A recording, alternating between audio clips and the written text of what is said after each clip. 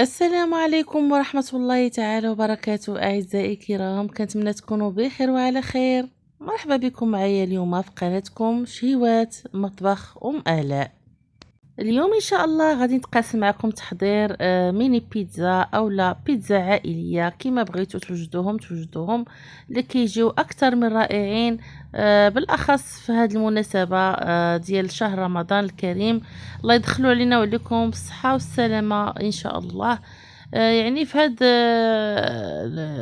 الشهر الكريم ضروري كنبغيو ننوعوا من الاطباق ديالنا ونوجدوا الشهوات اللي كيبغيو وليداتنا كذلك بطريقه تكون مبسطه ويعني بمقادير اقتصاديه.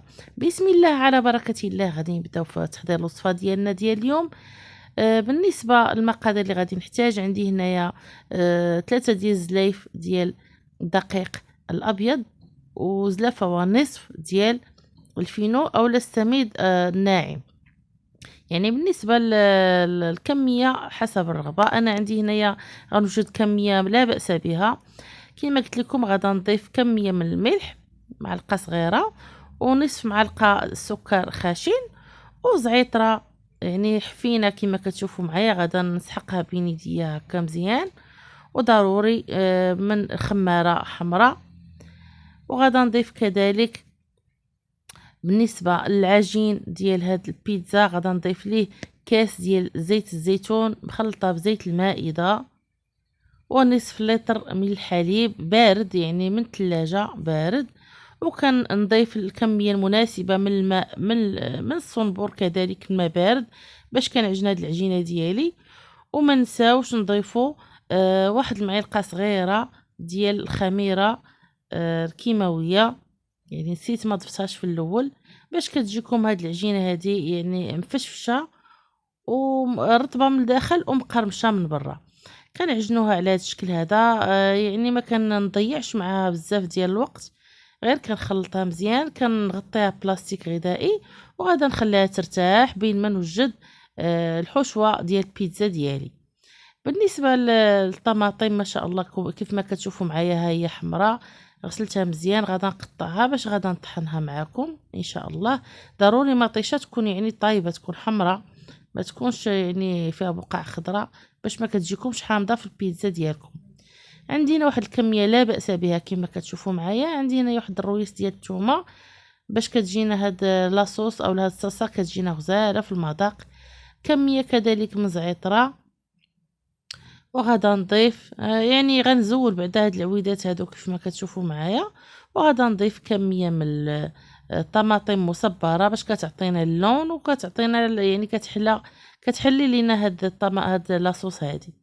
كميه من الملح، القليل من الابزار والقليل من الكمون، والهريسه ضروريه حسب الرغبه، والتحميره اولا الفلفل الاحمر الحلو كما كتشوفوا معايا.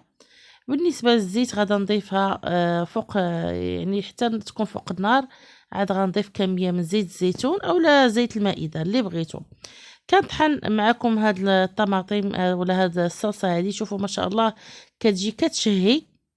من بعد غادا نوضعها في واحد المقله ولا في واحد الكاسرونه فوق نار تكون متوسطه حتى كطيب وكتوجد معنا.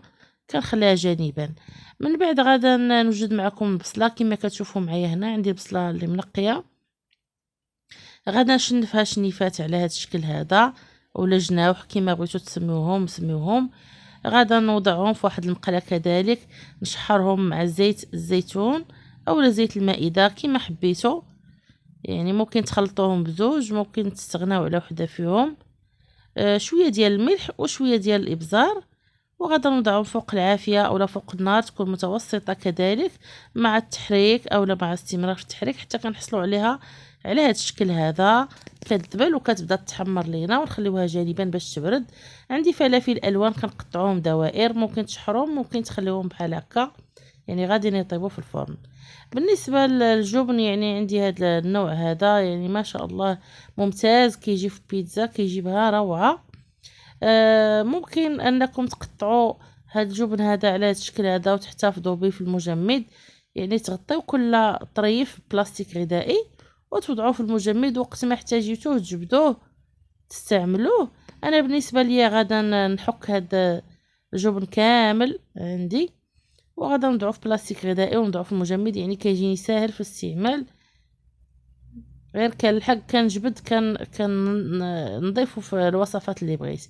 عندي فرماج احمر اولا هاد الفرماج هذا حتى هو ديال التاج ما شاء الله، حتى هو اللي كيعطي الصراحه النسمه زوينه في الوصفات، يعني المذاق ديالو زوين.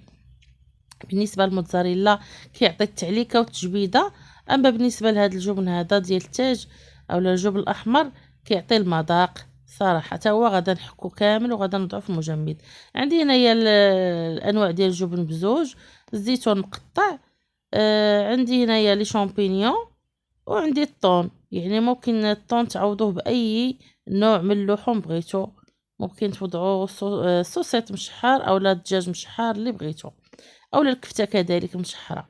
شوفوا ما شاء الله العجينه كيفاش كتجي واعره رطبه مهويه ما شاء الله. شوفوا الفقاعات كيفاش دايره فيها، كتجي داركه راسها براسها، يعني ما كنحتاجش نضيع معاها المجهود ديالي. من بعد ما خليتها ترتاح، دابا ان شاء الله غادا نحيدها من هذا البانيو هذا وغادا ندلكها معكم واحد شويه. شوفوا ما شاء الله كيفاش كتجي رطبه، يعني هنا كتعرفوا ان العجينه ديال البيتزا ديالكم غتجي ناجحه، كتجي ما شاء الله مقرمشه من برا ورطبه من الداخل. والمذاق ما نعاودش لكم، يعني بالاضافه ديال الزيت، زيت الزيتون و زعيطره، يعني كيعطيو واحد المذاق واحد النسمه رائعه. غادا نقسمها على هاد الاجزاء هادو وغادا نبدا ان شاء الله نوجد معكم البيتزا ديالنا اللي كتجي رائعه. فهاد الاثناء رانا شعلت على الفرن باش كيسخن، وغادا نبدا ان شاء الله. غادا نبسط معكم اول كره، غادا نبسط على هاد الشكل هذا بالمدلك. من بعد غادا نوضعها في واحد اللاطه مدهونه بالزيت ومرشوش عليها السميد الناعم، وكنوضعوا هاد العجينه هذه في نفس القياس ديال الطاوه ديالنا. غادا نتقبها مزيان بواحد الفرشيط، وغادا نوضع اول طبقه هي لاصوص اللي حضرت معاكم. شوفوا ما شاء الله كيفاش كتجي، راه باقا سخونه كما كتشوفوا معايا، كتجي روعه. عرفتوا النسمه اللي طالعه منها مع فيها حتى هي زعيطره والثومه والهريسه ما شاء الله، المذاق كيجي ولا اروع. كما قلت لكم بالنسبه لاصوص كل واحد كاين اللي كيبغي يستغنى على هذه ديال المنزل وكيوضع لاصوص اللي كتكون واجده، يعني لكم واسع النظر. بالنسبه لي انا كنبغي اي حاجه نوجدها على يدي كتكون صحيه وكتعرفوا واش مدايرين فيها. عندي هنا البصله كما كتشوفوا ما شاء الله، حتى هي المذاق ديالها كيجي غزال. بالنسبه للناس اللي كتبغي تضيف البصله دوائر، يعني بصله خضراء ممكن. بالنسبه للاضافات كل وحده كتضيف حسب الرغبه ديالها، المقادير اللي بغات ولا يعني المواد اللي بغات. كنزينو بلي شامبينيون، ممكن انكم تشحروهم في الزيت والبزار اولا تخليهم غير هكذا. يعني في بزاف ديال المطاعم ما كيشحروش الخضار، ما كيشحروش لي شامبينيون، كيوضعوهم مباشره فوق البيتزا وصراحه كيجيو يعني المذاق ديالهم زوين. بالنسبه للفلافل غير يكونوا مقطعين رقاق باش يطيبوا دغيا في الفرن. وكنوضع الطون حتى هو كنوزعوه على هذا الشكل هذا، يعني كنحاولوا نغطيو العجينه ديالنا كامله ونستفو. كما كتعرفوا راه العين كتاكل قبل المعده، كما قبل الفم كما تنقولوا. كنضيفوا الزيتون مقطع دوائر على هذا الشكل هذا، والجبن ديالي كنرشوا على هذا الشكل هذا. كما قلت لكم في هذه الاثناء رانا مشعله الفرن ديالي. غادا ندخل ان شاء الله هذه البيتزا ونراقبها لمده ربع ساعه او لا اقل او لا اكثر، يعني حسب درجه الحراره اللي عندكم في الفرن ديالكم. كنزينوا بالزيتون الاسود كذلك على هذا الشكل هذا. وغادا نتلاقى بكم ان شاء الله باش نكملوا التحضير ديال هذه البيتزا هذه. بالنسبه للبيتزا عندي على شكل دائري، يعني الطاوه دائريه نفس الطريقه كنبسطوا العجينه، خاصها تكون رقيقه باش كتجي مقرمشه وما تجيناش معجنه من الداخل. كيف ما كتشوفوا معايا ضروري من المرحله ديال كنتقبوها باش ما كتجيش يعني منفوخه، كتجي مهويه من الداخل وكتجي مقرمشه. غنضيفوا كذلك جميع المراحل اللي درنا في المرحله الاولى اولا في البيتزا الاولى غادا نتبعوها في هذه البيتزا الثانيه. بقاو معايا للاخير.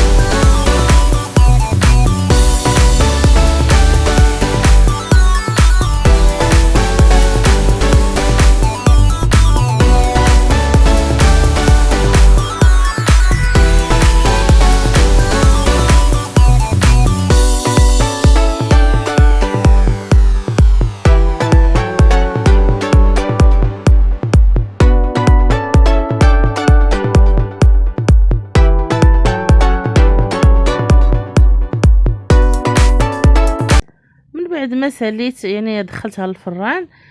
دابا غادا نحضر معكم ميني بيتزا يعني على شكل فردي. بالنسبه للوليدات ما شاء الله يعني كيبغيو يدوهم معاهم في هذا في الكوتي ديالهم، يا في رمضان يا من غير رمضان، يعني على طول السنه كنحضر لهم هاد الميني بيتزا، يعني كيستافدوا منهم وكيعجبوهم صراحه. حتى هما كنوزع فيهم لاصوص على هاد الشكل هذا. ممكن يعني الا عندكم صوص فرomاجير وجدتوها ولا خديتوها جاهزه كتوضعوها في بلاصه هاد لاصوص هذه الحمراء. كذلك تيجيو هاد لي ميني بيتزا كيجيو غزالين وروعه صراحه. غادي نستمر في التعمار ديال البيتزا ديالي، ودابا كما قلت لكم رانا مشعله على النار متوسطه. غادي ندخلهم، بقاو معايا للاخر باش تشوفوا النتيجه النهائيه.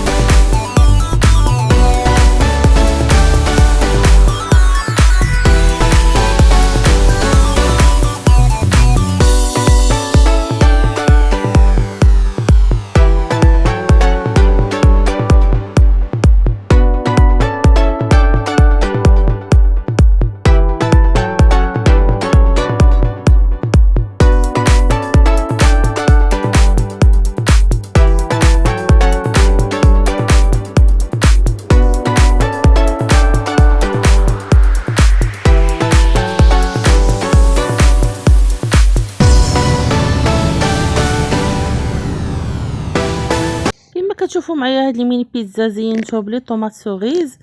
يعني الا عندكم ممكن تضيفوهم حتى هما كيجيو غزالين. بالنسبه للطاوه ديالي الدائريه، شوفوا ما شاء الله البيتزا كيفاش كتجي ولا اروع. ما شاء الله البنات ما شهيتكم. كنضيف عليها فرماج من بعد ما خرجتها من الفرن. شوفوا ما شاء الله كيفاش كتجي محمره من التحت. وما نعاودش لكم المذاق والتقرميشه اللي كتجي فيهم، يا سلام.